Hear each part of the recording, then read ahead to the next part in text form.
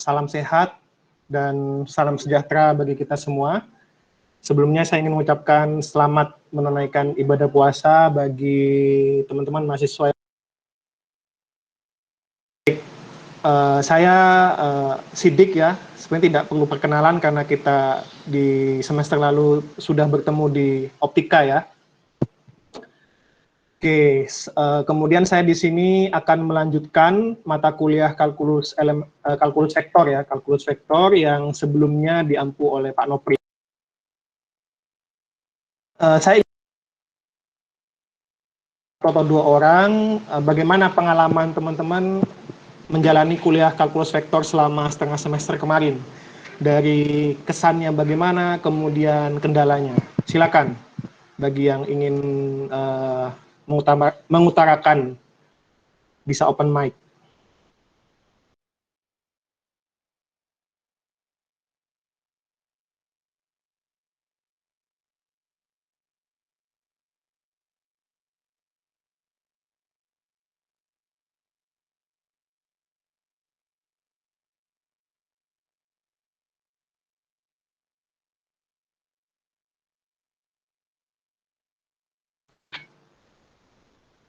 Ayo, nggak ada yang mau berpendapat tentang kesan kemarin selama setengah semester menjalani kalkulus vektor, kendalanya bagaimana, mungkin bisa diceritakan. Ini tidak akan saya lanjutkan ya kalau nggak ada yang berpendapat ya. Suara saya jelas? Apa putus-putus?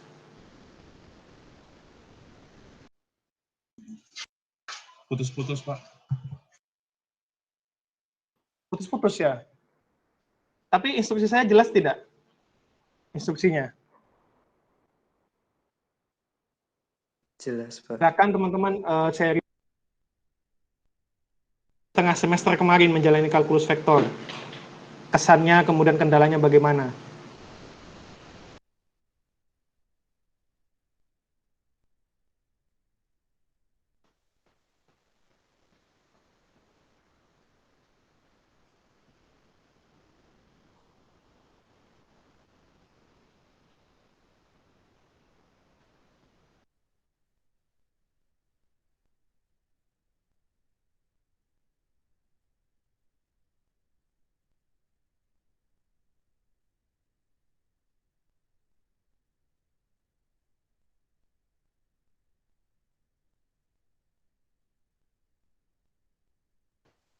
Halo, tidak ada yang mau sharing ini? Ada 41 mahasiswa ya. Silakan teman-teman.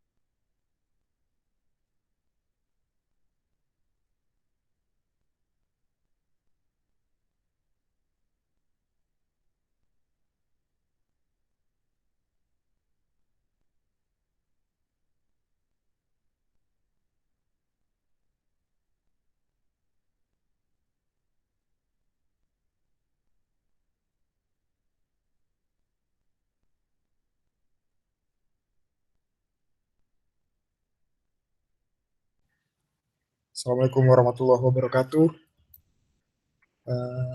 Waalaikumsalam. Pak, Silakan, Mas Torik. saya Torik Arianto Fani. Saya ingin sharing sedikit tentang suasana perkuliahan prospektor di saat sebelum UTS kemarin. Eh, Kalau dari cek, kalau dari pengalaman saya sih, kuliah kalkulus vektor dengan Pak Nopri ya seperti biasanya, seperti semester-semester kemarin juga kalkulus elementer. Dari Pak Noprinya ada pemaparan materi, terus nanti ada pertanyaan seberapa paham mahasiswa dengan materi yang disampaikan. Kalau pengalaman pribadi saya sih, terkadang pemahaman materi saya itu sangat minim, misalnya 25%, tetapi karena saya tidak berani untuk menjawab, jadi pas ditanya berapa pemahaman materi, saya agak diem. Eh, untuk mengakali kenapa ketika perkuliahan saya kurang dapat menangkap penjelasan dari Pak Nopri, ya akhirnya saya belajar sendiri dari buku dan PPT. Itu aja sih Pak yang bisa saya sampaikan. Terima kasih Pak Sidik. Sama-sama. Baik, terima kasih Mas Torik. Silakan, saya ingin kelasnya itu hidup ya. Silakan satu orang lagi yang ingin sharing.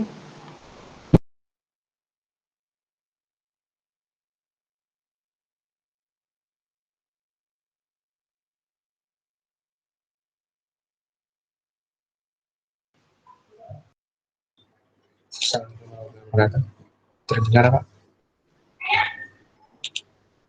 Silakan Mas. Iya, untuk perkenalan, nama saya Muhammad Ibnu Abdillah.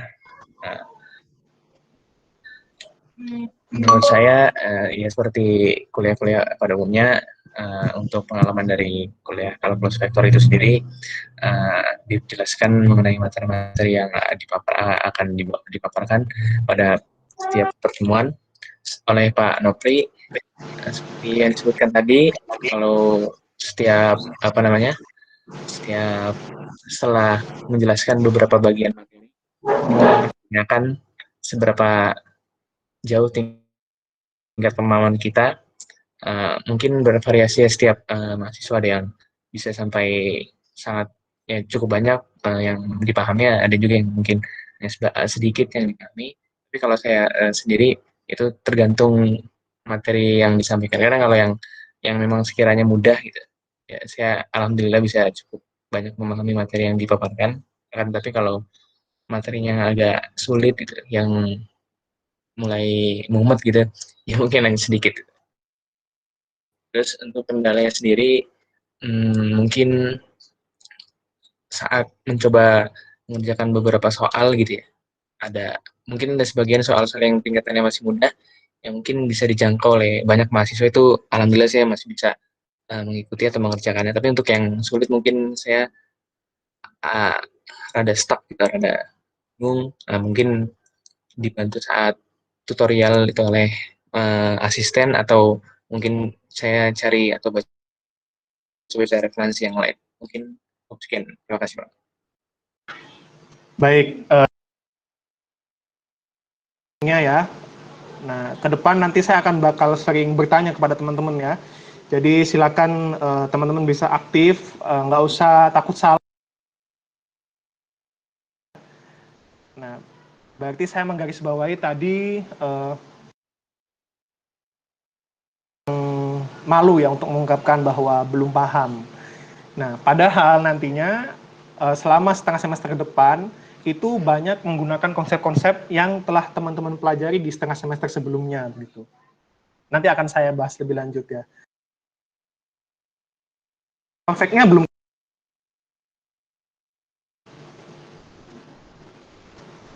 atau sudah keluar?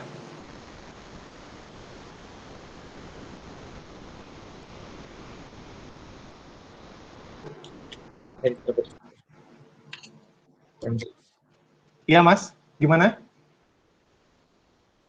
Tadi sudah terputus-putus, kurang mendengar pertanyaannya. Oh sorry.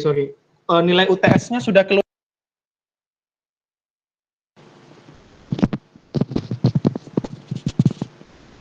Halo?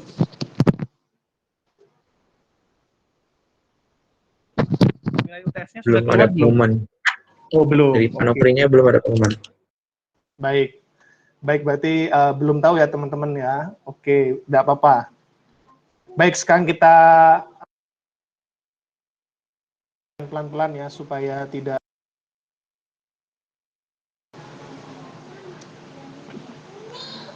Baik. Apakah sudah muncul di layar teman-teman? Sudah, Pak. Sudah, Pak. Baik. Sudah. Baik, sekarang kita masuk. Juga sudah share materi ini di grup Google Classroom, teman-teman dapat mengunduhnya. Nah, pada pertemuan ke-8 ini, saya ingin menyampaikan bab-bab kalkulus vektor setelah UTS.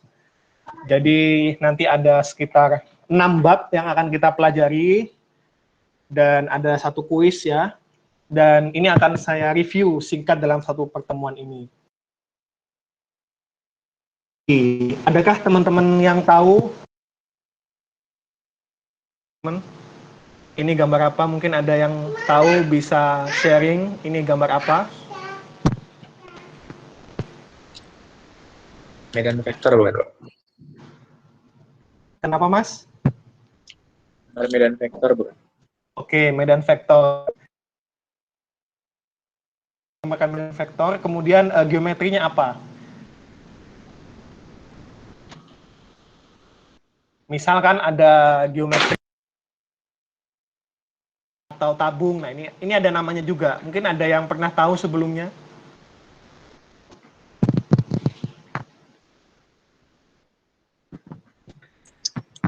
Baru pertama kali lihat, Pak. Baik, baru pertama kali lihat. Yang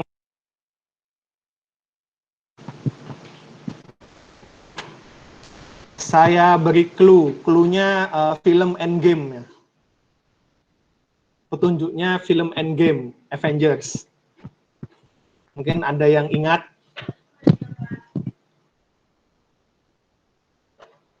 Silakan.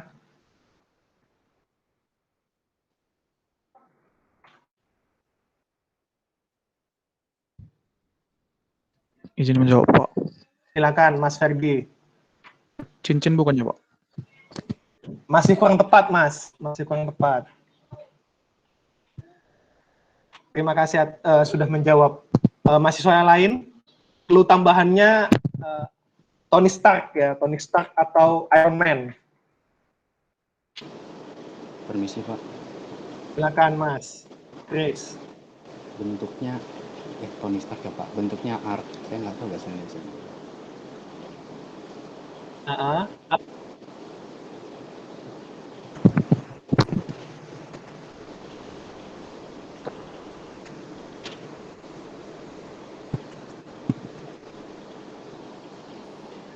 Halo.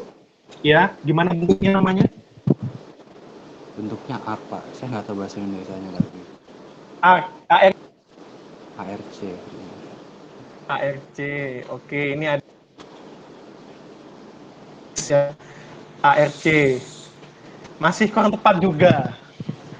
Masih kurang tepat juga. Yang lain? Izin menjawab, Pak. Silakan, Mas Dava. Mobius strip bukan, Pak? Betul.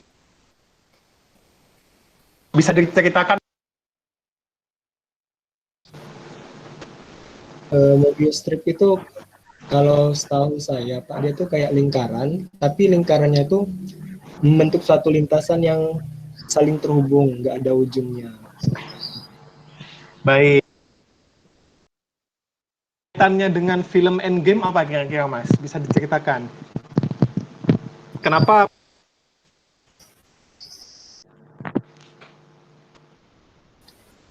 Kalau hubungannya dengan film Endgame, lebih ke arah yang mesin waktunya itu, Pak. Jadi kayak kalau misalkan kembali ke masa lalu, terus hal yang kita lakukan di masa lalu itu tidak akan terjadi di timeline yang kita miliki, tapi membentuk satu timeline yang baru. Baik. Yang lain paham tidak dengan penjelasan Mas Dava? Saya ingin film Endgame bisa ketikkan di kolom komentar ya. Saya belum menonton, Pak. Silakan yang belum pernah menonton. Saya ingin tahu berapa banyak begitu, biar nyambung komunikasinya ya. Silakan teman-teman bisa mengetikkan di kolom komentar.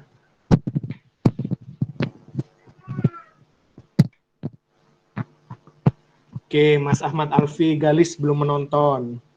Satu saja yang Mas Renaldi juga belum. Oke. 1, 2, 3, 4, 10,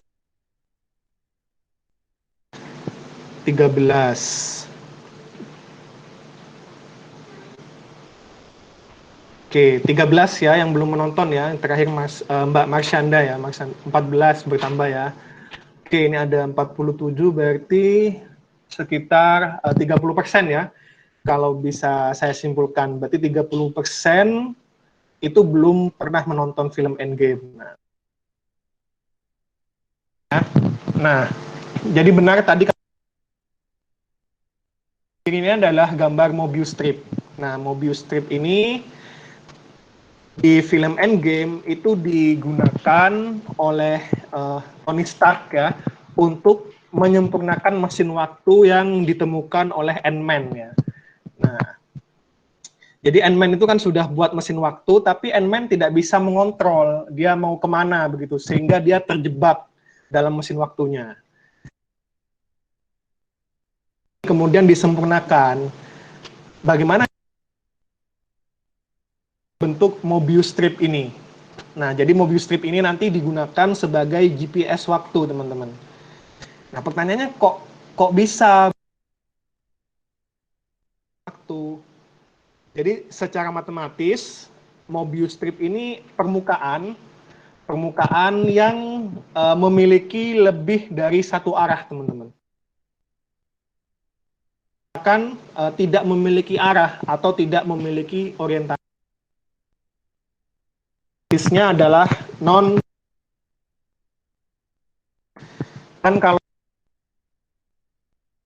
mau bangun lainnya ya, misalkan kita ambil contoh persegi panjang ya, persegi panjang.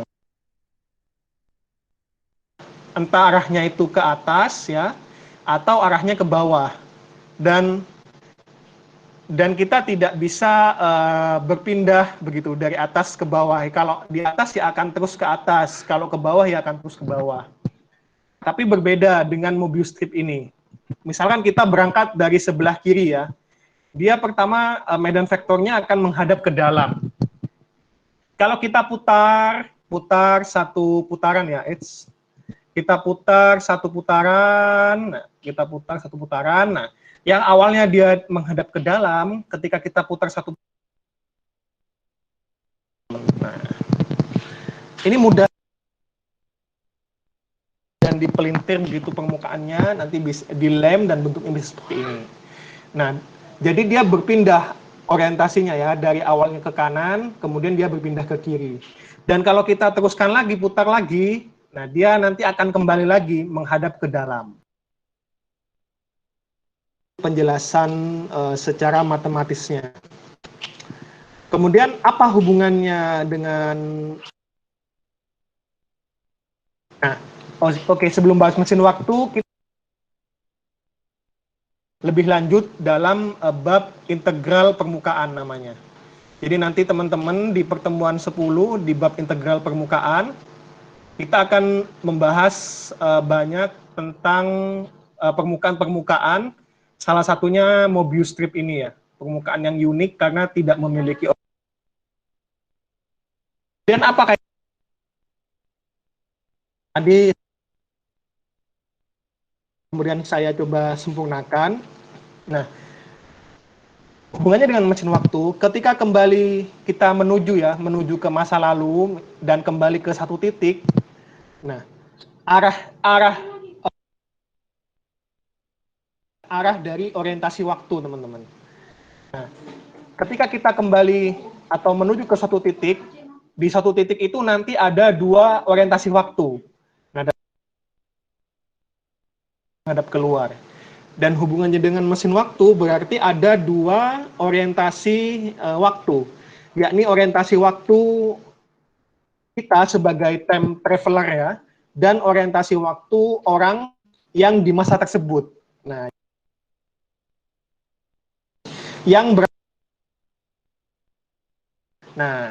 inilah yang terjadi di Mobius strip. Dua orientasi dalam satu titik. Nah, inilah kemudian yang menginspirasi digunakan Mobius strip ini di dalam mesin waktu. Inilah kenapa digunakan oleh Iron Man ya, atau Tony Stark untuk menyempurnakan. Begitu kira-kira teman-teman penjelasan penjelasannya. Atau ada yang ingin ditanyakan?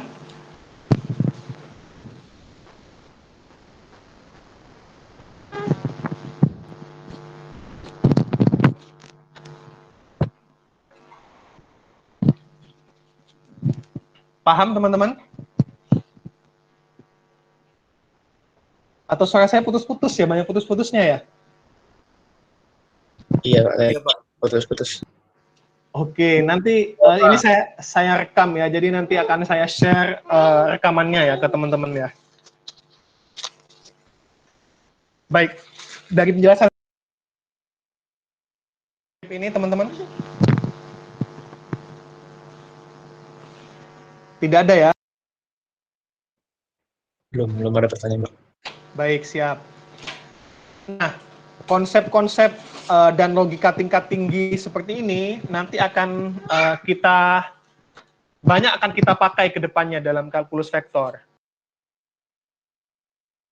Bagi teman-teman ini, jangan berdoa agar hidup dimudahkan, tapi berdoalah untuk diberi kekuatan agar bertahan dan berkembang di saat sulit. Nah, ini quote yang bagus yang bisa saya share ke teman-teman. Apa kaitannya dengan kalkulus vektor, teman-teman? Jadi kalkulus vektor ini ke depannya materinya jauh akan lebih sulit ya. Integral dan lain sebagainya. Misalkan contohnya adalah tentang teorema Green, kemudian teorema Stokes, teorema Gauss, dan lain sebagainya. Kita nggak langsung paham gitu ya. Nah, tapi kita harus berdoa bahwa kita berdoa supaya diberi kekuatan untuk dapat bertahan dan juga berkembang di saat sulit. Nah, dan di mata kuliah lainnya dan semakin tinggi teman-teman semesternya ya, maka juga akan semakin besar tantangannya. Selanjutnya tentang mata kuliah kalkulus vektor ini. Jadi pertemuan ke-8 ini saya belum masuk ke materi ya. Saya ingin mereview yang kemarin, kemudian juga mereview singkat perjalanan nantinya selama setengah semester ke depan. Nah, ini tentang kalkulus vektor ya, 2 SKS. Saya ingin mengingatkan kembali ke teman-teman, ada 2 capaian mata kuliah. Yang pertama diferensiasi dan integral vektor. Jadi kalau sebelum UTS itu membahas semua tentang diferensial, nanti setelah UTS kita akan bahas tentang pengintegralan. Dan yang kedua, tidak hanya memahami konsepnya, tapi juga mampu menerapkan, teman-teman. Menerapkan konsep pendiferensialan tersebut dan juga pengintegralan pada masalah-masalah keteknikan. Teman-teman selesai nanti UAS, harapannya teman-teman memiliki 2 kompetensi ini ya. Nah, kalau ternyata kemudian merasa belum mendapatkan ini, nah berarti dalam teman-teman belajar begitu. Baik, saya lanjutkan. Nah, ini review tentang materi kalkulus vektor sebelum UTS ya. Jadi sebelum UTS teman-teman sudah belajar banyak segala sesuatu yang berkaitan dengan diferensiasi atau turunan vektor ya. Baik itu kecepatan dan percepatan sepanjang kurva, kemudian persamaan parametrik ya, kaidah diferensiasi vektor, kemudian ada gradien, divergensi, dan curl, ada juga persamaan Laplace, dan yang terakhir ada aplikasi. Nah, dari berbagai materi ini, ada nggak materi yang belum dibahas, teman-teman? Karena setengah semester ke depan. Yang belum detailin tuh kalau nggak salah yang ini Pak, yang curl. Divergensi curl itu ini sifat fisisnya kalau nggak salah. Itu rada di skip sama Pak Nopri. Baik, divergensi dan curl ya, belum dibahas ya. Oke, ada lagi yang ingin berpendapat?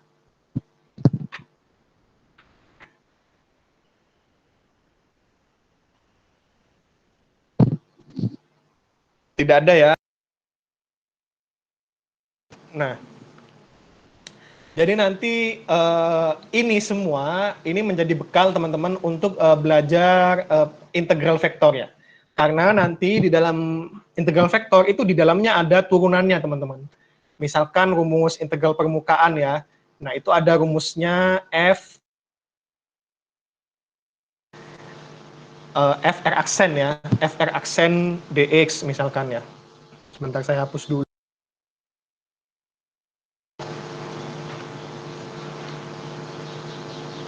Nah,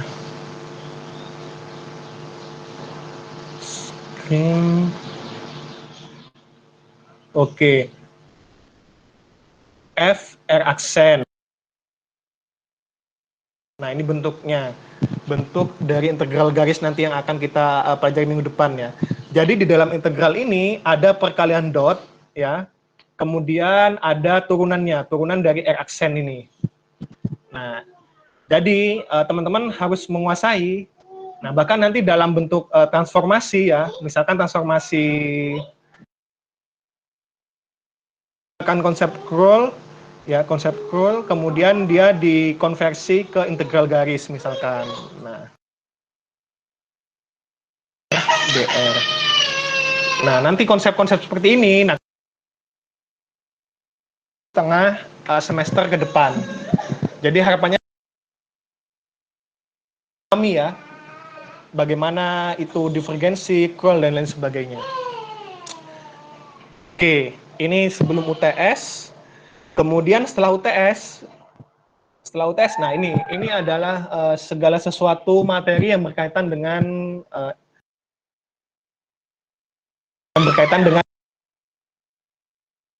nanti garis ya. Kemudian minggu ke-10 integral permukaan, kemudian minggu ke-11 berarti 3 minggu dari sekarang teman-teman akan kuis ya. Pertemuan ke-11, kemudian ada teorema Green, kemudian ada teorema divergensi Gauss, kemudian ada teorema Stokes, kemudian ada aplikasi dari integrasi vektor, dan nanti minggu terakhir UAS. Nah, ini pamungkasnya. Nah, kemudian teman-teman, kenapa sih kok kita harus belajar begitu? Garis, kemudian yang sebelumnya mungkin ya, kenapa teman-teman belajar gradien, divergensi, dan curl, itu untuk apa sih? Kenapa kita perlu mempelajari kalkulus vektor? Nah, saya tanyakan ke teman-teman, silakan bagi yang ingin menjawab.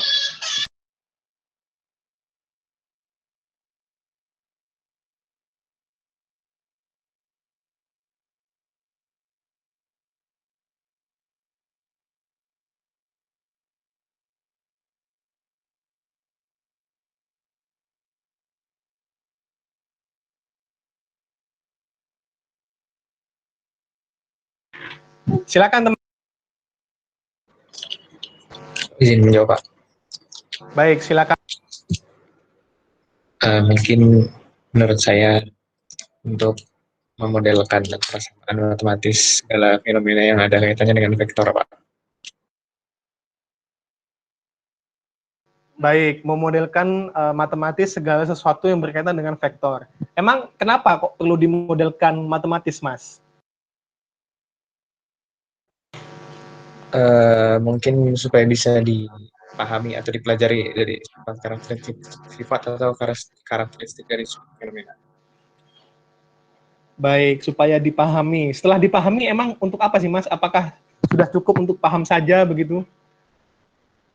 Mungkin kalau di bidang teknik untuk direkayasa, dikembangkan lagi ke depannya untuk menciptakan suatu teknologi yang bermanfaat. Baik, untuk menciptakan teknologi yang bermanfaat ya. Baik, jawaban yang bagus ya. Jadi harapannya nanti kita bisa membuat teknologi dengan segala sesuatu yang menggunakan vektor begitu. Baik, ada lagi teman-teman yang ingin menjawab?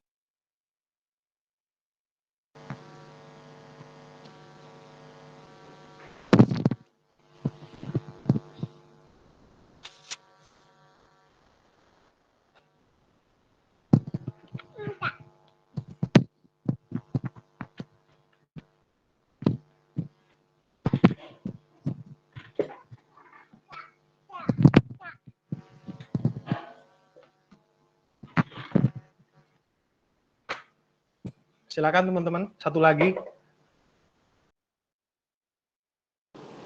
Izin menjawab, Pak. Silakan, Mas. Kalau menurut saya itu untuk mempermudah perhitungan dengan menggunakan sistem koordinat, Pak. Karena kan misalkan kita ada koordinat kartesius, koordinat silindrikal sama koordinat sferikal. Itu untuk mempermudah perhitungan di koordinat-koordinat tersebut. Dan untuk state dari suatu materi itu tidak hanya tetap, namun juga ada perubahan, Pak. Karena ada perubahannya itu, maka harus dipelajari sifat-sifat kalkulusnya. Baik, kalau sudah tahu koordinatnya untuk apa, Mas Christopher? Kalau misalkan kita tahu koordinat tertentu, mungkin saja di koordinat tersebut perubahan, misalkan saja perubahan massa jenis suatu benda atau materi itu berbeda-beda. Makanya itu ada namanya medan vektornya di situ, Pak. Biasanya untuk mempermudah yang dibilang Ibnu tadi, yang mempermudah pemodelan fisisnya gitu. Baik, baik, terima kasih. Baik, oke, itu jawaban itu bisa berbeda-beda setiap orang ya. Jawaban versi saya sendiri ya. Kalau dari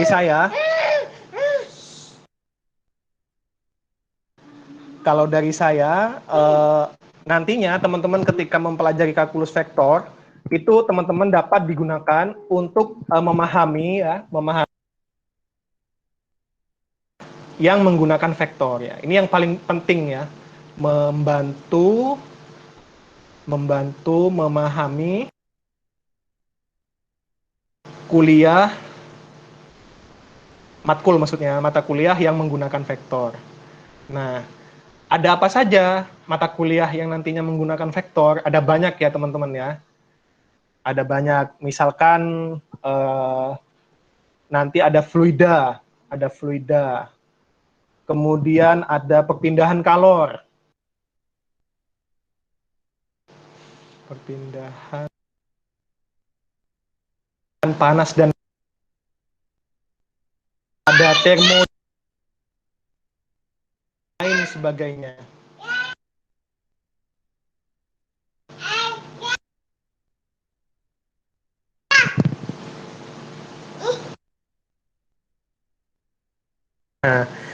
Nah ini, jadi kalau teman-teman sektor sampai paham ya,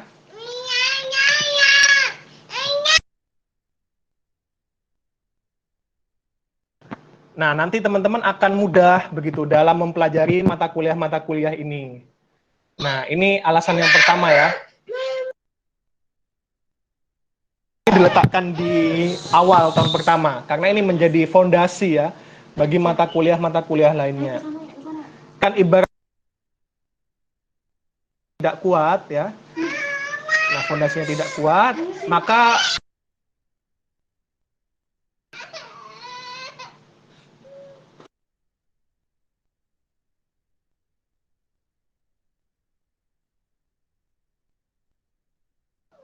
Nah, itulah kemudian pentingnya teman-teman teman-teman menguasai mata kuliah kalkulus vektor ini karena menjadi fondasi bagi mata kuliah lain. Itu yang pertama ya.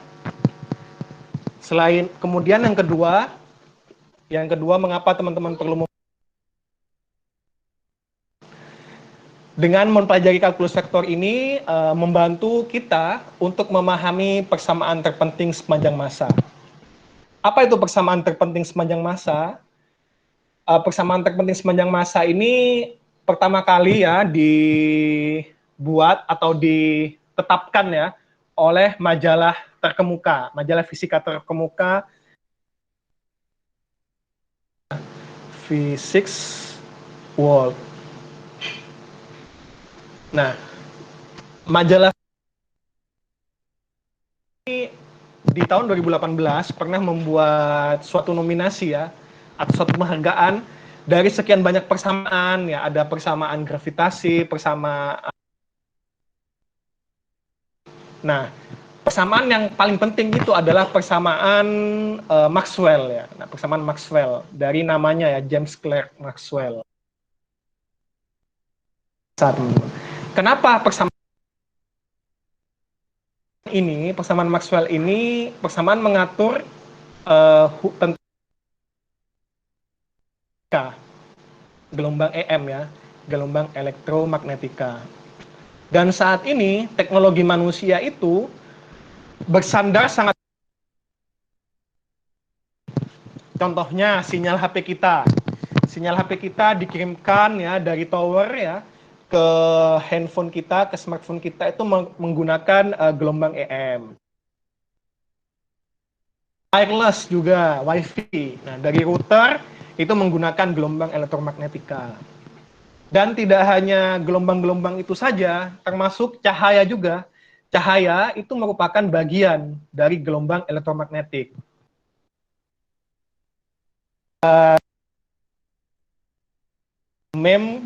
And God said divergensi dari del D adalah rho, kemudian divergensi dari B sama dengan 0, kemudian curl B per dot T, curl dari H sama dengan do D per dot T ditambahkan J. And then there was light, dan kemudian muncullah cahaya. Nah, ini mengatur tentang perilaku cahaya, teman-teman. Nah, jadi dengan adanya persamaan ini, kita bisa menjelaskan perilaku cahaya. Dan tidak hanya cahaya ya,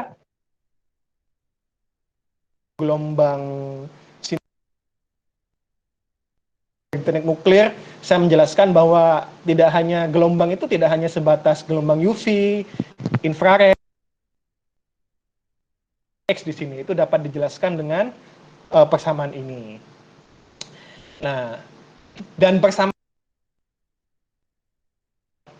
simbol-simbol dari kalkulus vektor ya. Nah, penggunaan dot ini ya, penggunaan cross, kemudian penggunaan tanda nabla ini ya. Nabla ini segitiga terbalik ini ya. Nah, ini bukan Illuminati ya. Nabla ya. Nah, ini teman-teman pelajari dalam kalkulus vektor. Jadi dengan mempelajari kalkulus vektor, nanti teman-teman harapannya bisa memahami salah satu persamaan terpenting sepanjang masa ini, persamaan Maxwell. Itu yang kedua. Kemudian, nah, ini tadi kalau disinggung makna fisis dari divergensi dan curl, kira-kira nih, menurut teman-teman, yang gambar yang mana sih yang menunjukkan makna fisis dari divergensi dan gambar mana yang menjelaskan makna fisis dari curl? Silakan yang ingin berpendapat.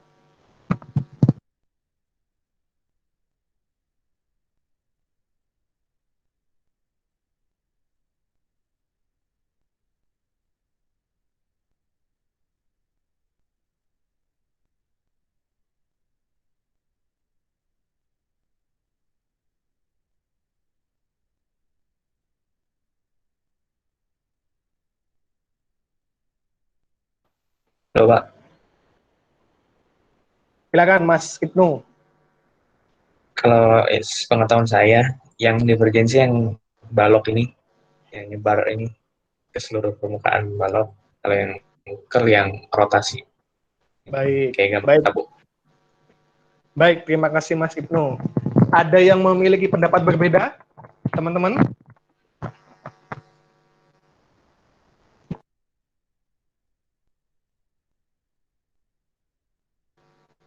Silakan yang memiliki pendapat berbeda.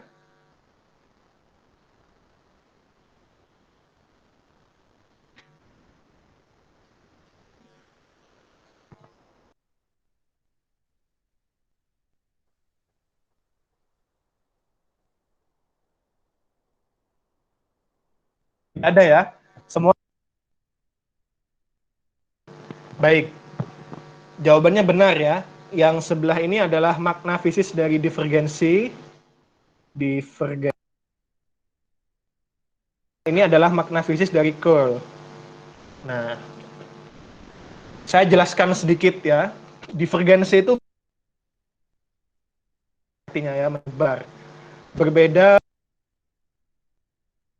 divergens itu fokus ya ke satu titik. Kalau divergens ini menyebar. Nah, inilah kemudian gambarnya ya. Misalkan di sini ada fungsi f. Nah, sebagai divergensi ya, nabla.f. Nah, fisisnya itu seperti gambar di sebelah kiri ini. Bahwa fungsi f ini yang medan segala arah. Contoh dalam yang paling itu menghasilkan cahaya foton yang sifatnya menyebar. Nah, berarti dapat kita katakan bahwa perambatan cahaya dari lampu itu bisa dinyatakan secara matematis menggunakan divergensi ini, teman-teman ya. Ini apa kira-kira? Contoh lainnya ada ketika dia menghasilkan gelombang elektromagnetik, baik itu tower ya, wifi ya, router. Nah, dia akan menghasilkan gelombang yang sifatnya divergensi, teman-teman. Nah, menyebar seperti ini. Nanti kalau teman-teman ingin memodelkan matematis segala sesuatu yang sifatnya menyebar, itu gunakanlah divergensi, teman-teman. Nah, gunakanlah divergensi karena makna dari divergens itu sendiri ya, menyebar. Nah, sebaliknya kalau curl ini tidak ada padanan bahasa Indonesianya ya. Kalau curl ini tidak ada ya setahu saya ya. Nah, kalau curl keriting ya biasanya ya, curly keriting atau berbentuknya seperti apa ya, melingkar begitu ya. Nah, itu gambarnya sebelah kanan, teman-teman. Kan ada F di tengah ya. Ini ada fungsi di sini, ada fungsi F. Nah, dia akan menghasilkan medan yang sifatnya melingkar seperti ini. Nah, mungkin ada yang fenomena apa yang menunjukkan fenomena curl, teman-teman? Silakan yang ingin berpendapat. Kalau tadi divergensi kan lampu dan antena ya. Nah, kalau curl kira-kira apa, teman-teman? Silakan. Salah nggak apa-apa ya, jangan takut salah ya.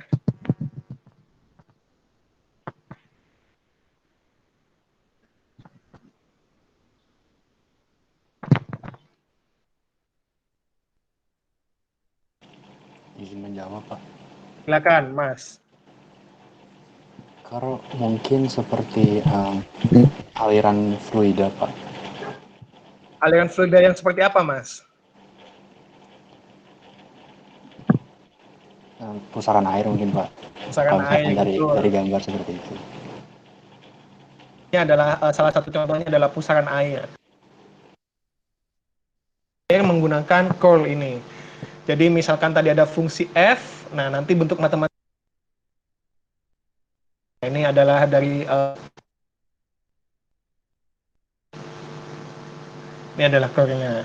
Baik, pusaran air, bagus sekali. Kemudian ada lagi,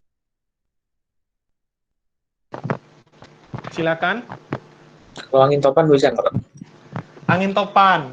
Oke, bisa juga angin topan ya, karena dia yang penting dia memiliki arah, entah itu searah jarum jam ataupun dia berputaran arah jarum jam. Jadi tidak dua arah sekaligus begitu, Mas. Kalau topannya alirannya satu arah ya, nah itu bisa dimodelkan. Tapi kalau ada dua arah misalkan ya, dua arah sekaligus itu tidak bisa menggunakan. Baik, bagus. Angin topan. Ada lagi teman-teman?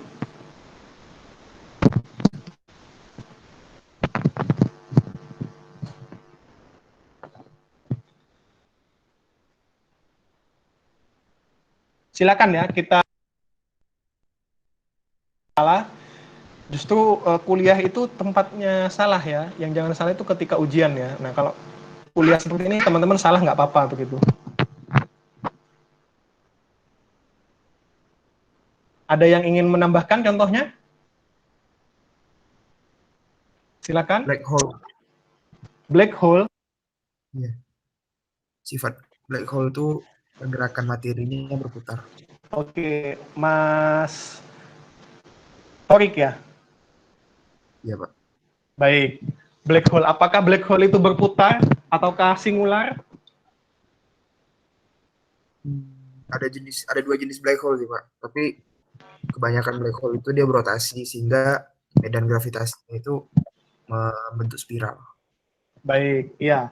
Saya tidak tahu jawaban tepatnya apakah black hole bisa, karena black hole adalah objek yang kompleks ya. Nah, selama dia putarannya satu arah, tadi sesuai definisi, nah itu harusnya bisa ya dimodelkan dengan curl ini. Baik, baik, terima kasih Mas Torik. Saya berikan contoh yang paling sederhana ya, yang teman-teman sudah pahami ya.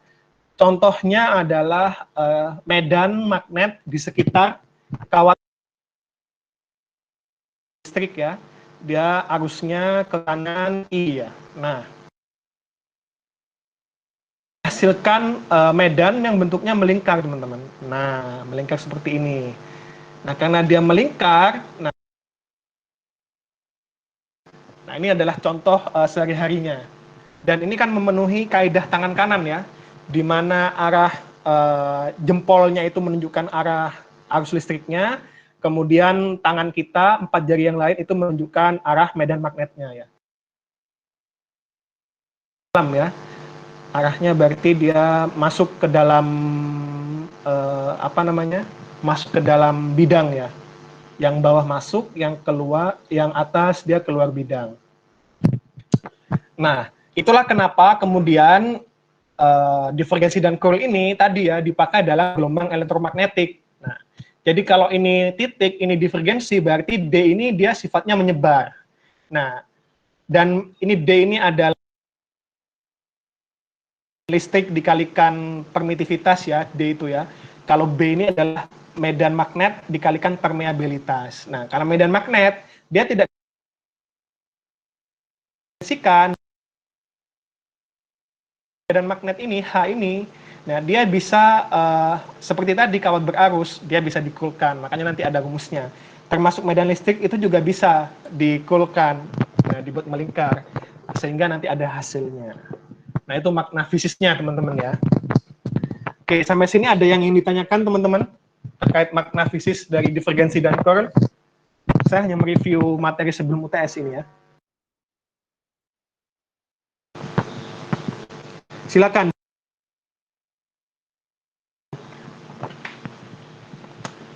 Oke, kalau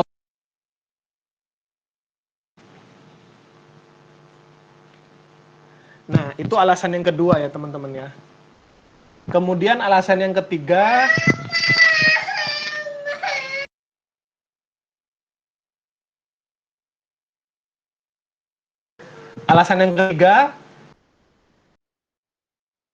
dapat membantu kita memahami salah satu permasalahan matematika dan fisika terbesar. Apa saja sih masalah matematika dan fisika terbesar? Nah, masalah ini ada di dalam Millennium Prize Problem namanya ya. Millennium Prize. Ada 7 permasalahan, teman-teman. Totalnya ada 7 permasalahan. Yang baru terselesaikan itu masih 1. Jadi masih ada 6 permasalahan lainnya yang hingga sampai saat detik ini ya belum bisa dengan kecanggihan teknologi komputer yang kita punya sekarang, kecerdasan buatan dan lain sebagainya, itu masih belum bisa menyelesaikan millennium price problem ini. Nah, salah satu permasalahan yang hubungannya dengan kalkulus vektor, nah, ini nanti teman-teman akan pelajari di mekanika fluida ya, persamaan Navier-Stokes ini ya. Nanti dipelajari sampai hatam ya di mekanika fluida. Apa itu persamaan Navier-Stokes? Mungkin ada yang sudah tahu dan ingin menjelaskan. Silakan teman-teman.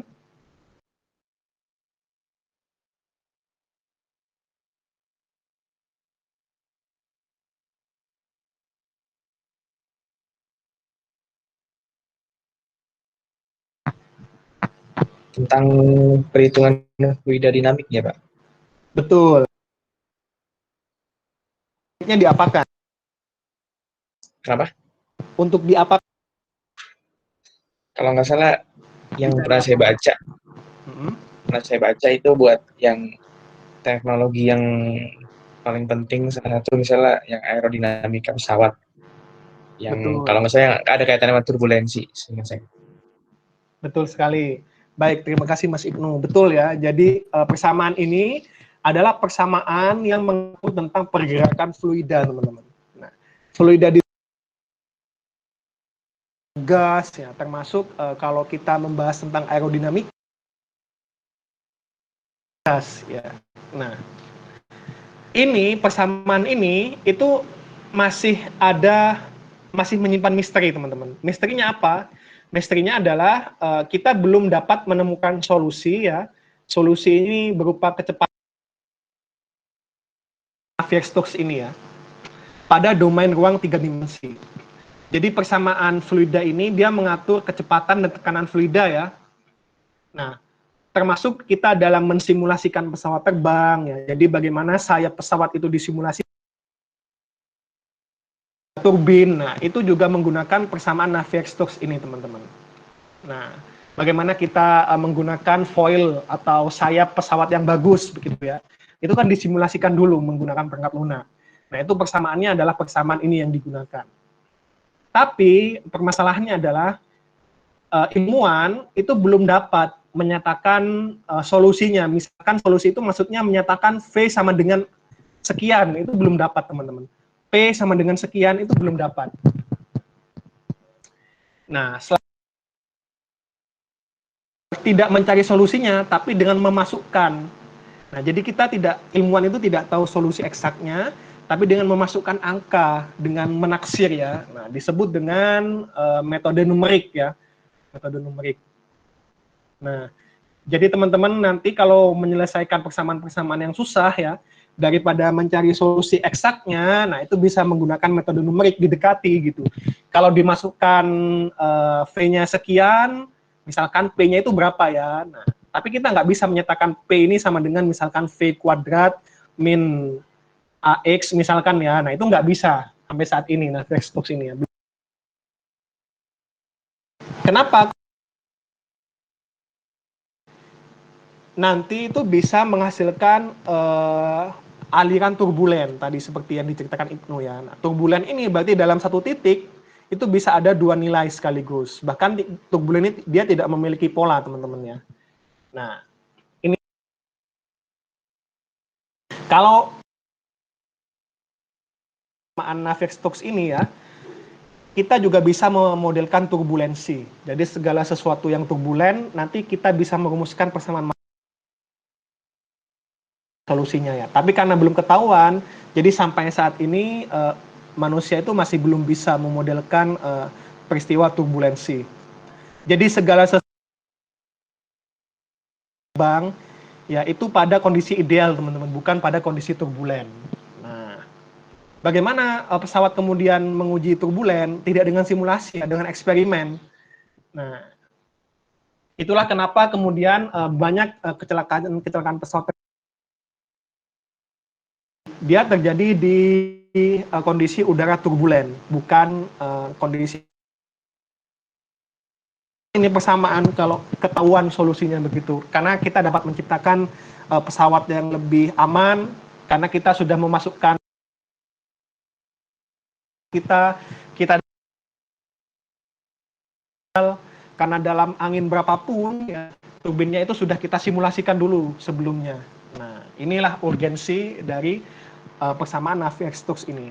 Dan kita aneh juga ya, kita nggak tahu solusinya, tapi kita sudah berani begitu naik pesawat ya. Kemudian kita sudah menggunakan turbin angin, turbin air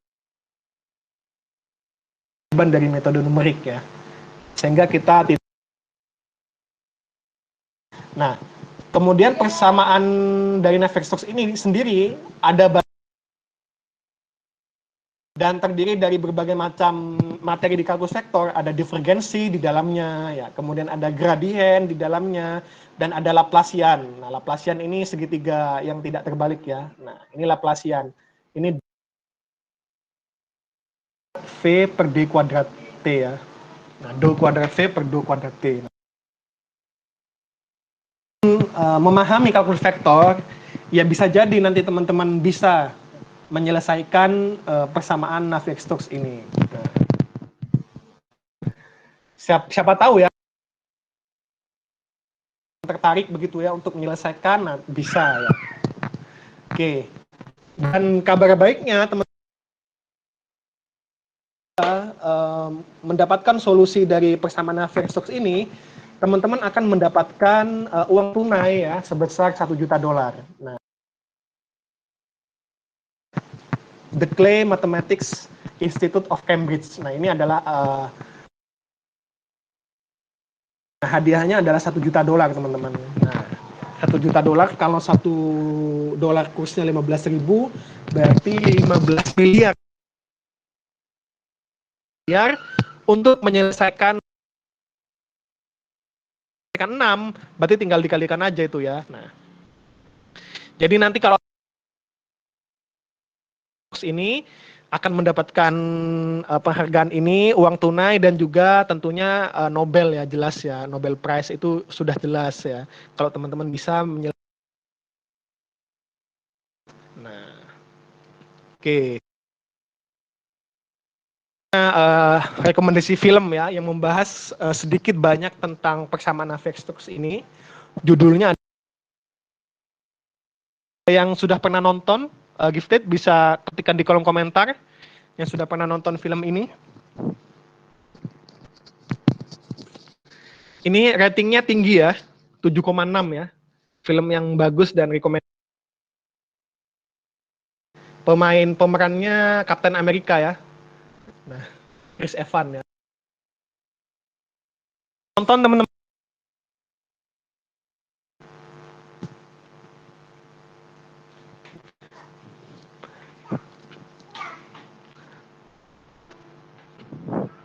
Kalau saya yang sudah nonton ya. Teman-teman gimana? Ada nggak yang sudah nonton?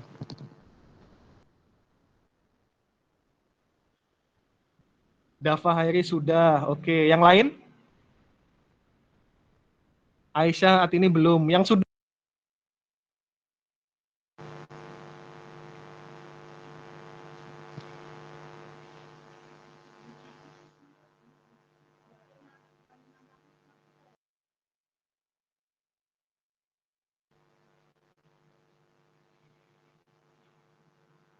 Yang lain bagaimana ini? Ada 5. Belum, Pak. Oke, belum. Oke.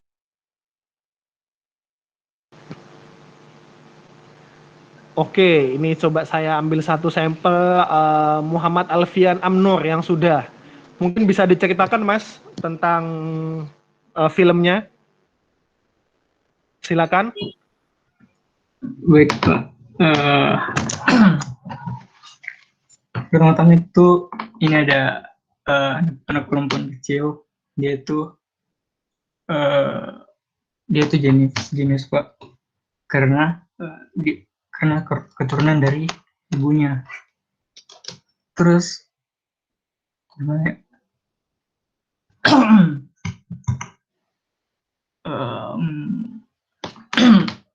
Nah ini ibunya, eh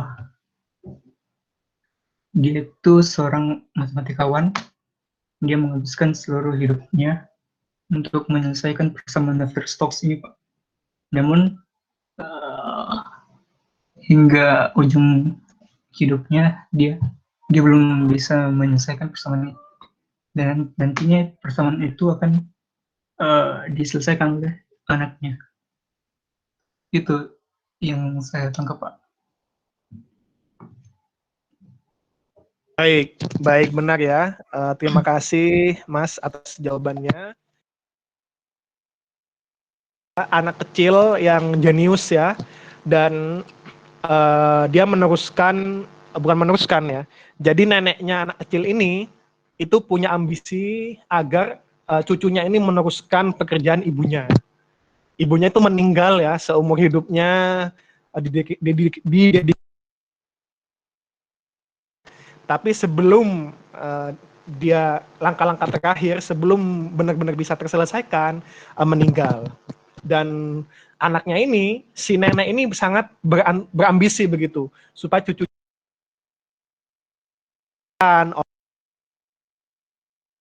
Evan ini tidak ingin ini adalah adik dari ibunya ya, pamannya berarti ya, tidak ingin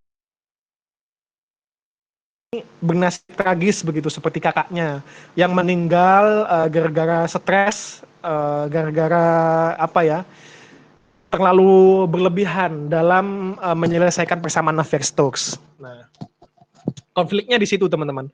Chris Evans ini berusaha membawa kabur ya anak kecil ini dari neneknya. Dan di akhir film tadi dijelaskan juga. Nah, di akhir film bisa diselesaikan. Nah,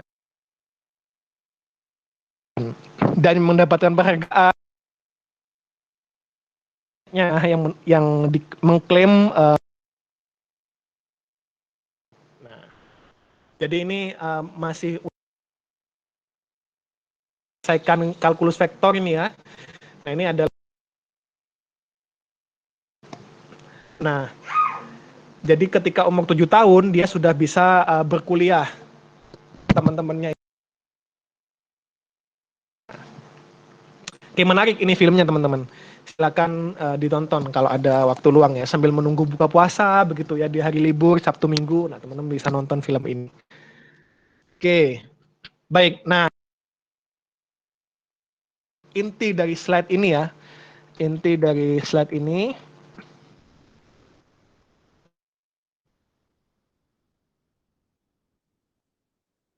nah, ini adalah kalkulus vektor setelah UTS.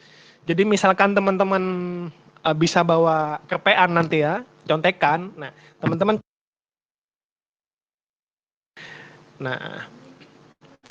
jadi kita persamaannya awal ya, bentuk persamaannya ya. Ini ada turunannya. Nah, kemudian nanti ada integral permukaan. Nah, rumusnya seperti ini. Nah, ini ada perkalian. Ada teorema Green. Nah, teorema Green ini dia mentransformasi ya, mengubah bentuk integral ya. Teorema Green, teorema Gauss, dan teorema Stokes ini tentang transformasi teman-teman. Bagaimana mengubah bentuk integral yang satu ke bentuk integral yang lain. Misalkan ini teorema Green, dia mengubah integral rangkap ya menjadi integral garis. Nah, jadi dari garis itu menggunakan teorema Green. Kalau Power Rangers atau Kamen Rider, dia kan harus menggunakan tombol ya atau alat untuk dapat berubah. Nah, kalau dalam integral untuk dapat merubah bentuk integral yang satu ke yang lain, itu tombolnya berbeda-beda teman-teman. Kalau kita ingin mengubah dari integral rangkap ke tunggal, itu kita gunakan tombol green. Kalau dari integral rangkap 3 ya ke integral permukaan, nah itu kita gunakan tombol Gauss. Kalau dari integral permukaan ke integral garis, itu kita gunakan beda teman-teman, integral permukaan dan integral rangkap 2. Nah, apa perbedaannya? nanti kita akan bahas di pertemuan ke-10. Nah, jadi ini teman-teman nanti yang akan kita pelajari selama setengah semester ke depan. Jadi rumus-rumus ini akan kita di pertemuan-pertemuan berikutnya. Baik, sampai sini ada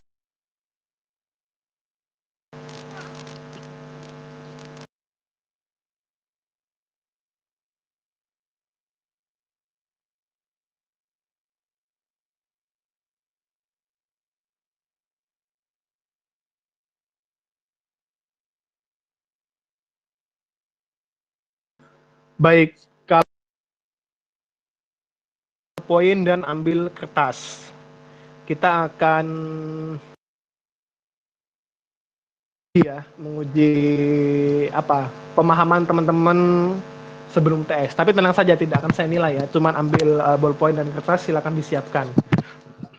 Nah, sebelum kita menguji pemahaman teman-teman ya, sebelum saya menguji pemahaman teman-teman, nah ini saya berikan contoh soal UAS nantinya ya. Contohnya adalah seperti ini teman-teman. Jadi karakteristik saya belum pernah mendapatkan soal ujian dari saya ya. Itu saya selalu menggunakan soal cerita teman-teman. Jadi saya tidak pernah menggunakan langsung hitunglah misalkan. Hitunglah pernah menggunakan soal seperti itu.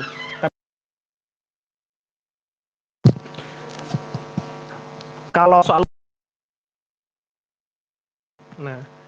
gaya gerak kan sirkulasi dari jadi rumusnya GGL seperti ini. Nah, ini adalah bentuk integral garis ya. Di mana N. Nah, dan soal saya itu juga setiap orang nanti entah itu nomor HP ya atau tanggal lahir teman-teman. Nah, atau nomor KTP biasanya saya juga nyari 2 angka terakhir. Nah, jadi teman-teman nggak usah khawatir untuk mencontek satu sama lain begitu karena jawabannya akan berbeda. Nah, ya, karena ketahuan nyontek berarti kalau sama. Nah, jadi tenang saja teman-teman. Nah, di mana N ini adalah 2 angka terakhir NIO Anda atau NIM ya. Faraday menemukan bahwa dalam satu rangkaian listrik stasioner, gaya gerak listrik diinduksi oleh perubahan fluks medan magnet, GG dan fluks terhadap waktu. Di mana persamaan fluks medan magnet adalah, nah fluksnya ini. Jadi nanti teman-teman menurunkan persamaan ini ya. Jadi menurunkan bentuk integral. Adalah medan magnet, T adalah waktu, R adalah vektor tangensial ya, R-nya yang ini. Adalah vektor satuan permukaan yang N yang ini dan S adalah permukaan C. Nah, menggunakan buktikan bahwa curl B per delta T. Nah, jadi seperti ini nanti teman-teman. Soal UAS-nya ini untuk bayangan teman-teman saja ya. Nah, berarti di sini teman-teman menggunakan teorema Stokes tadi yang mentransformasikan ya dari integral permukaan. Ini contoh soal UAS-nya. Yang akan kalau Pak Nopri kan menggunakan referensi ini ya. Dan kita akan tetap lanjutkan menggunakan buku ini. Dan juga saya merekomendasikan buku bagus ya. Judulnya adalah Div, Grad, Curl, and All That, An Informal Text on Vector Calculus. Nah, buku ini buku yang bagus karena membahas secara informal ya. Jadi seolah-olah penulis ini, C ini ngobrol ke kita ya. Nggak terlalu teknis seperti Erwin Krezik dalam membahas. Jadi banyak bahasa-bahasa sehari-hari, bahasa percakapan yang membuat kita itu jadi lebih paham gitu materi. Ini idealnya sih ini pelengkap untuk Krezik ya. Jadi tetap referensi utamanya adalah Krezik. Nah, termasuk tadi yang membahas Mobius strip, endgame, nah itu bab integral permukaan. Nah, Oke, sampai sini ada yang ingin didiskusikan teman-teman atau ada yang ingin ditanyakan? Silakan.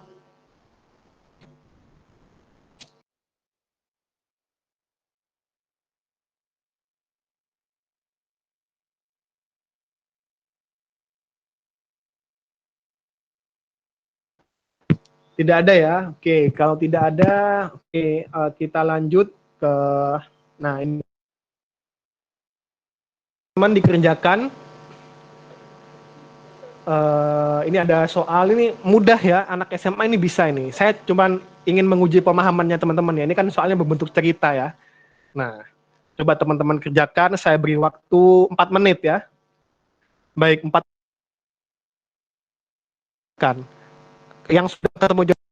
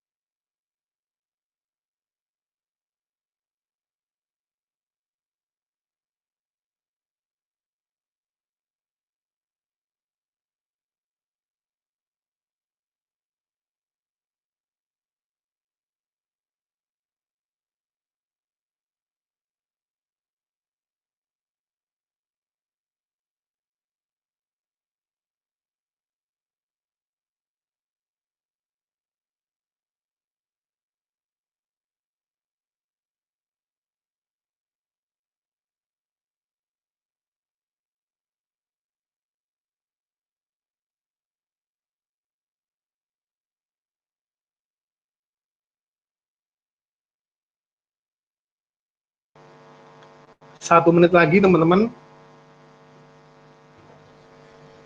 Langsung jawab atau harus ada coret-coretan? Coba ketikkan dulu.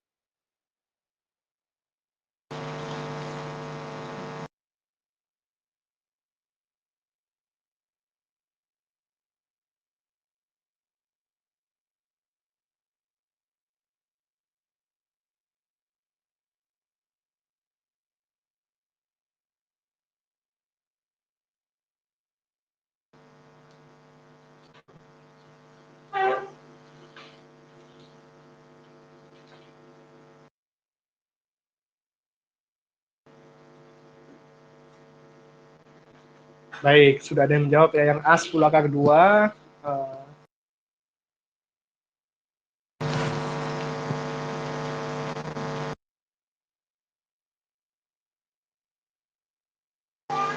Yang B, oke. Oke, yang sudah menjawab lengkap, Mas Ibnu. Silakan Mas, bisa presentasi Mas. Oh, tapi ada yang lain, Mbak Aisyah. Mbak Aisyah silakan Mbak, bisa dipresentasikan jawabannya. Saya coba stop share ya. Aisyah Atini.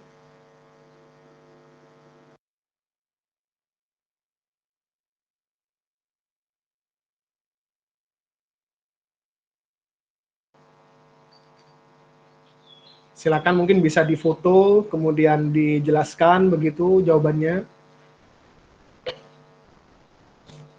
Silakan Mbak Aisyah Atini.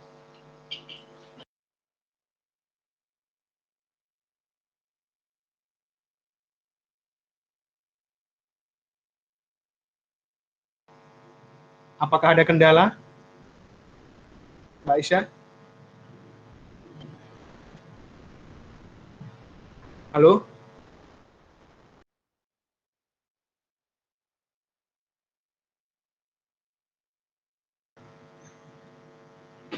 Bagaimana Mbak Aisyah? Bisa mempresentasikan hasilnya?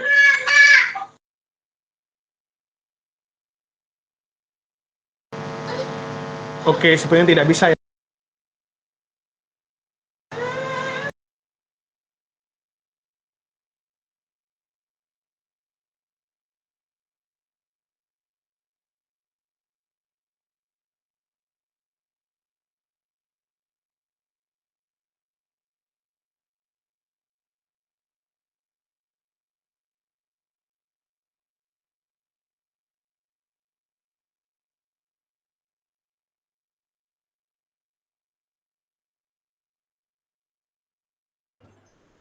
Halo Pak, Halo? saya langsung ngitung Pak, nggak pakai coret-coretan. Nggak apa-apa, di foto atau di screenshot dulu, kemudian di share screen, bisa tidak, Mas? Dari ini aja Pak, dari soal tadi saya ngejelasin aja gitu, dari Oke, soal Bapak. oke, saya share.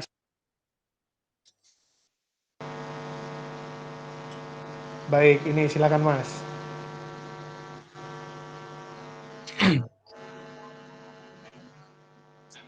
Eh, eh, yang bagian A, itu kan bisa dicari panjangnya dengan menggunakan konsep panjang suatu garis atau suatu panjang antara dua titik yang ada di suatu koordinat itu misalnya bisa menggunakan rumus akar dari misalnya ini kan tiga koordinat ya x, y, z. Jadi kalau misalkan tiga koordinat berarti r-nya atau panjang antara dua titik ibaratnya yang ekornya itu satu titik dan moncong itu titik yang lain. Berarti saya pakai konsep R atau panjang di antara dua titik itu R sama dengan akar dari X1 min X2 kuadrat kurung plus Y1 min Y2 kuadrat plus Z1 dikurang Z2 kuadrat. Nah, misalkan kita anggap X1-nya itu kan 500, berarti 500 kurang 490 kan jadi 10 kuadrat. Terus 200 kurang 210 minus 10 dikuadratin jadi 10 kuadrat, 300 kurang 300 0, jadinya kan akar dari 2 kali 10 kuadrat, jadinya 10 kuadratnya keluar jadi 10 akar 2. Itu yang bagian B. A. Yang A, yang B? Kalau yang B-nya tinggal dicari ininya aja kan, yang koordinat dari ekornya itu kan berubah jadi komponen, masing-masing komponen kan berubah. Nah, tinggal cari aja perubahannya plus atau minus berapa suatu bilangan gitu kan. Kalau misalkan yang komponen X kan 500 ke 1100, artinya kan dia ditambah 600 X. Untuk komponen yang Y-nya 200 ke 100 artinya minus 100. Dan untuk komponen yang Z-nya 300 ke 250 itu minus 50. Nah, yang plus 600, minus 100 sama minus 50 itu di masing-masing komponen X, Y, Z kita terapkan di koordinat yang jadi 450 ditambah 600 jadi 1090. Terus kalau yang 210 jadi 110. Nah, yang 300-nya juga sama jadi 250. Seperti itu, Pak. Baik. Baik, terima kasih. Untuk jawaban yang A sudah tepat, tapi yang B ini masih kurang lengkap jawabannya, Mas. Mungkin yang lain punya jawaban sendiri untuk yang B. Silakan. Jadi teknologi radar ya, dalam radar ya, dalam mendeteksi adanya pesawat terbang ya kan kita bisa melihat di radar itu pesawat itu ada di koordinat mana gitu ya. Nah, ini pesawat ya. Nah, dia bisa tahu ada di koordinat mana. Nah, kalau mencari Dragon Ball ya misalkan kan, nah, Dragon Ball-nya itu ada di koordinat mana. Nah, kalau ini pesawat. Oke, yang B ada yang memiliki pendapat yang lain? Silakan. Torik Aryan Holfani.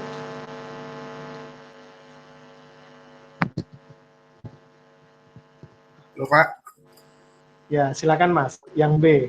Sama atau berbeda? Angkanya sama, Pak. Cuman konsep saya sih kan pesawat ini tidak mengalami perubahan kemiringan. Jadi koordinat dari ekornya itu dijumlahkan sama koordinat panjang dari pesawat tersebut, Pak. Baik, baik. Terima kasih Mas Tori. Jadi untuk yang B ini teman-teman, ini jawabannya bisa banyak ya. Karena kan yang diketahui itu hanya koordinat ekor. Jadi ekornya saja yang diketahui, kemudian panjang pesawatnya. Misalkan yang pertama seperti ini, nah ketika dia nanti geser, dia bisa jadi posisinya yang baru, dia bisa seperti ini teman-teman. Bisa seperti ini. Nah, dan seterusnya ya. Ada banyak posisi. Ada bisa banyak posisi panjang pesawatnya ya. Karena yang diketahui. Nah, kecuali dinyatakan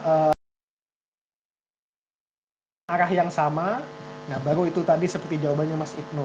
Kalau pertama arahnya seperti ini ya, kemudian harus diminta dalam area yang sama, berarti juga seperti ini nanti. Tapi berhubung ini dikatakan tidak diberikan keterangan banyak begitu jawabannya ya. Nah ini yang saya tampilkan di sini 4 kemungkinan saja ya. Yang searah jelas yang pertama ini yang searah ya, yang satu orientasi. Ya, jadi ini dijabarkan dalam bentuk setiap komponennya ya, dan panjang vektor itu adalah akar dari kuadrat nya Px, Py, Pz. Nah ini tadi sudah benar ya. Nah, kemudian jawabannya 10 akar 2, dan yang B ini ada banyak. Oke, untuk pemahaman pertama sudah paham semua ya saya rasa ya. Atau ada yang ingin ditanyakan silakan.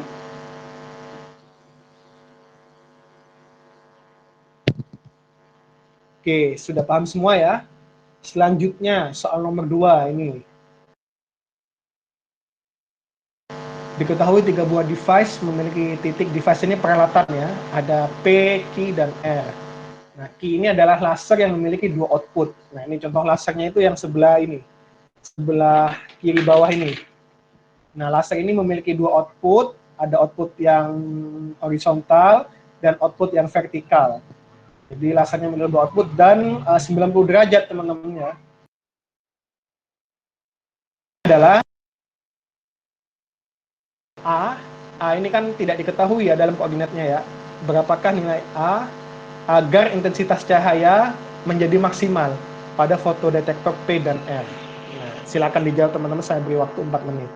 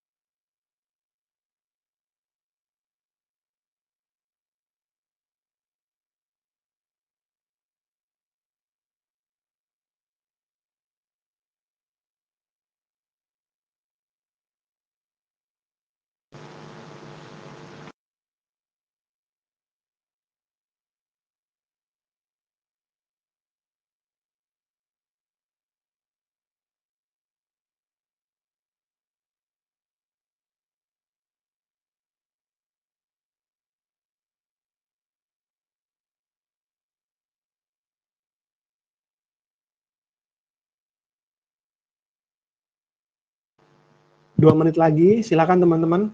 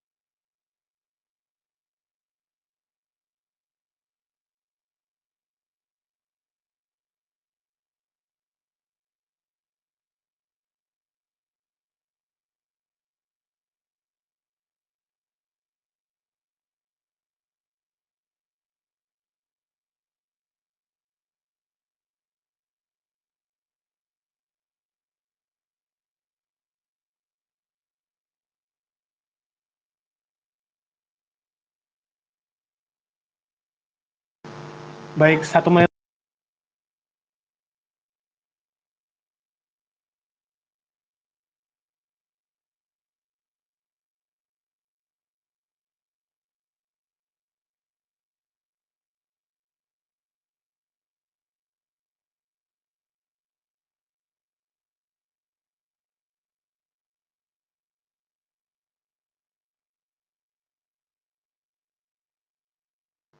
Oke, nggak ada materi tentang perkalian dot ya. Baik, kita bahas jawabannya ya. Nah, jadi tadi ada 3 device ya. Yang pertama adalah ada laser, Q ya. Kemudian ada fotodetektor. Ini adalah P.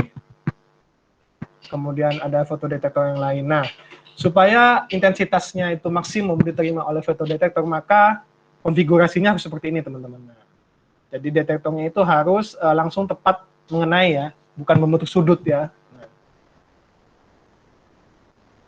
Nah, ini adalah konfigurasinya. Di mana Q ini adalah laser ya, Q ini adalah laser, kemudian P dan R ini adalah bahasa Inggris ya, fotodetektor. Nah, supaya QP ini ya, QP itu harus tegak lurus dengan QR ya teman-teman ya.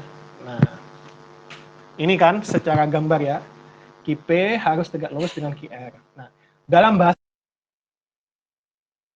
ini itu adalah apa istilahnya tegak lurus dalam bahasa vektor apa teman-teman? Ortogonal. Betul ya. Nah, tegak lurus. Nah, dan vektor yang ortogonal itu ya, ketika vektor QP didotkan ya, dot dengan vektor QR, dia akan menghasilkan berapa? Kalau ortogonal? 0, Pak. 0, Pak. Betul, menghasilkan 0 ya. Q-nya berapa sebelumnya? 011 ya. 011. P-nya berapa koordinatnya? P-nya A1-1. Sorry, kepencet.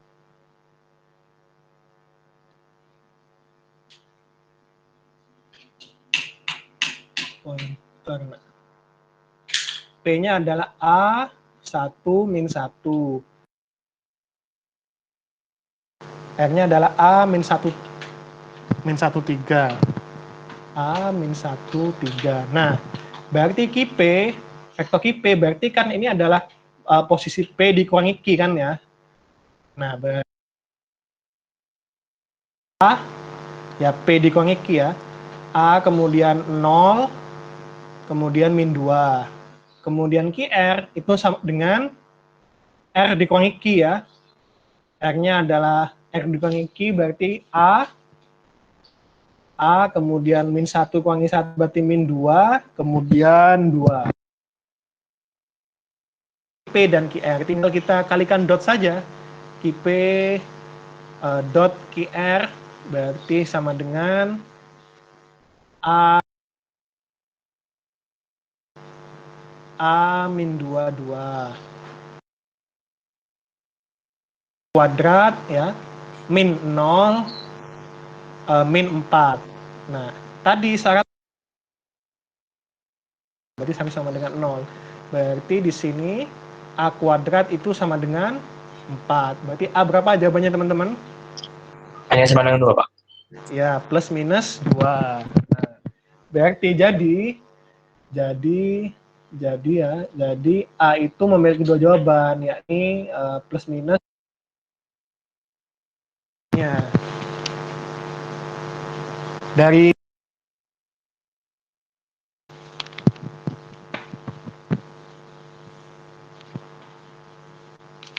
paham ya? Oke, nah begitu teman-teman. Jadi dalam soal cerita kita dapat menggunakan konsep yang telah kita pelajari. Nah,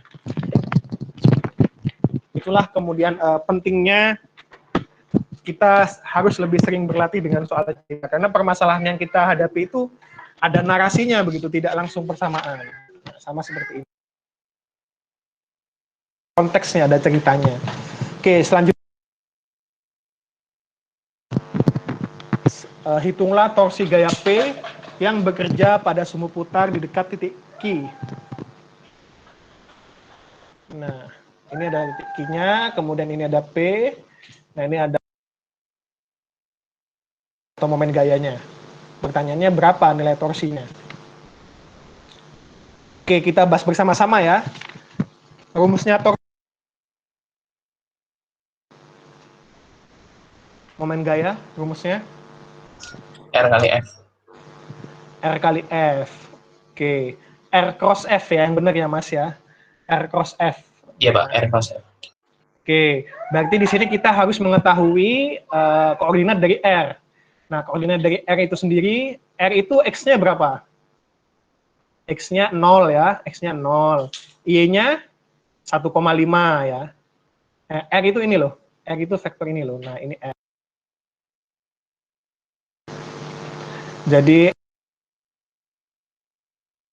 itu adalah dan Y-nya 1,5. Z-nya berapa? 0 juga, nggak ada Z-nya ya.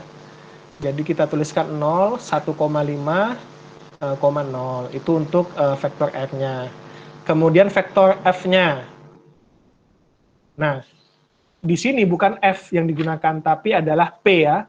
Maka kita ganti nih, berarti R cross P. Nah, di sini P-nya itu, sumbu X-nya berapa? Nah, kita harus nyatakan dulu P-nya dalam sumbu X, berarti 1000 cos atau sin? Cos, Pak. Cos, baik. Cos 30, kemudian Y-nya adalah 1000 sin 30. Maka komponen vektornya adalah 1000 cos 30, koma ya, 1000 sin 30, kemudian dia tidak memiliki sumbu Z juga, koma 0. Nah, ya sudah, tinggal kita cross-kan saja. Atau sama dengan R cross F. Maka kan ya, perkalian cross ya, I, kemudian J, kemudian K ya. Ini berarti dia 0, kemudian ini 0. Ingat ya, perkalian cross ini harus hati-hati teman-teman, urutannya tidak boleh terbalik. Jadi R cross P ini tidak sama dengan P cross R. Ya, berbeda dengan perkalian dot. Nah, kemudian kita lanjutkan perhitungan cross-nya ya. Berarti ini 1000 cos 30, yang ini adalah 1000 sin 30. Nah, coba dihitung teman-teman. Berapa jawabannya? Bisa kan ya, melaksanakan perkalian cross ini ya?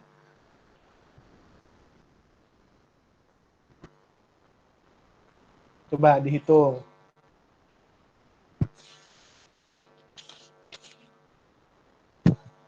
Berapa jawabannya? Kalau nggak bisa perkalian cross ini ya, nggak usah lanjut kalkulus vektor ya. Itu dasar sekali ya. Berapa jawabannya? Silakan ketikkan di kolom komentar.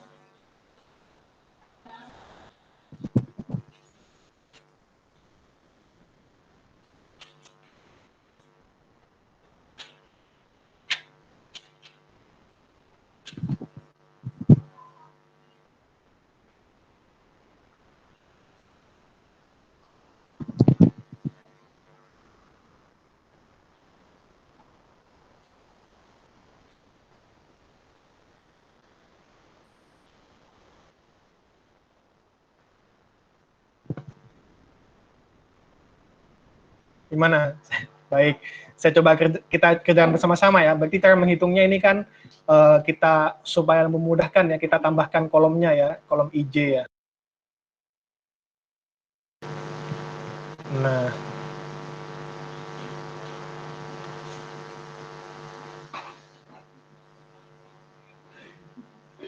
berarti ini 0, ini 1,5. Cos 30 berapa ya? Kemudian Setengah akar 3. ya, cos 30. Kemudian 1000 sin 30 berarti 500 ya. Nah, ini juga 500 akar 3. Ini 500. Nah, kita kalikan dulu ya yang faktor I. Berarti ini kalikan ini ya. Ini kalikan ini. Kemudian ini di 1,5 kalikan 0 minus 500 kalikan 0 I ya.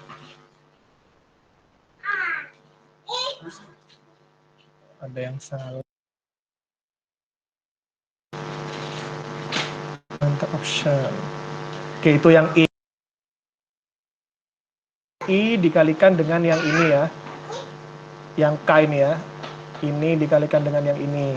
Berarti tambahkan 0 dikalikan 0 minus ini ya 500 akar 3 dikalikan 0. Minus 500 akar 3 kalikan 0 J ya. J. Kemudian tambahkan yang K. Berarti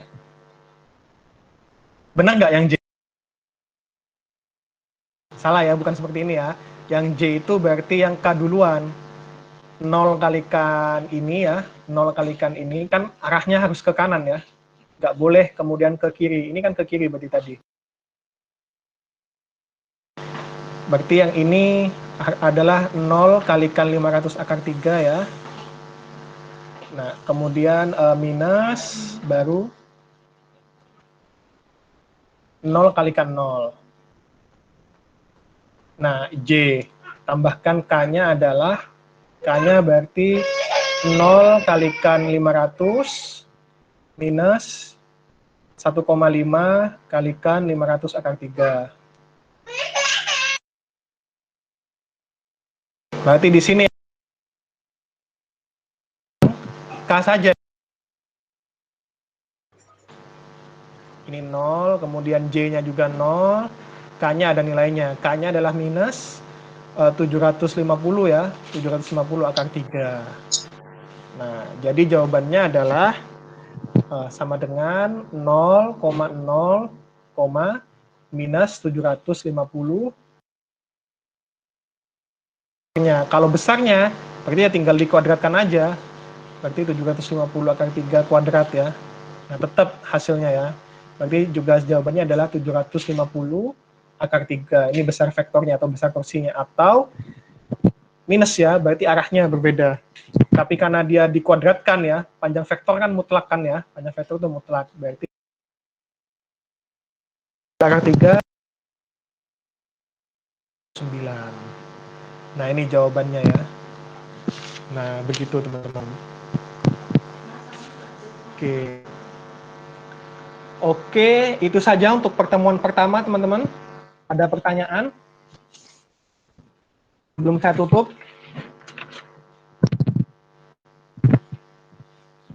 Oke, baik. Kalau tidak ada pertanyaan, kita berjumpa lagi minggu depan. Jaga kesehatan dan selamat menunaikan ibadah buka puasa bagi yang menjalankan. Timur ini tutup. Terima kasih. Wassalamualaikum warahmatullahi wabarakatuh. Waalaikumsalam warahmatullahi wabarakatuh. Waalaikumsalam. Terima kasih, Pak. Terima kasih, Pak. Terima kasih.